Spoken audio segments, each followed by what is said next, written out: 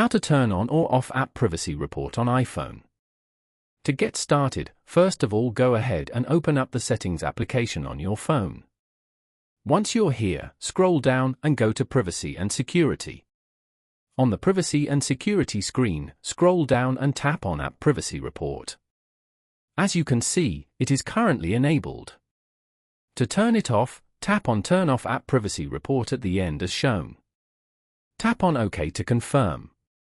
The sections become inactive, indicating the report is now off and data collection has stopped. To turn it back on again, tap on Turn on App Privacy Report. Turning it on again resumes logging for this report without changing any other settings. If the feature is off, tap on Turn on App Privacy Report to start collecting activity. Following these steps, you can easily turn on or off App Privacy Report on iPhone. Thank you for watching. Please leave a like if this tutorial helped you, or leave a comment below if you have any questions related to the video.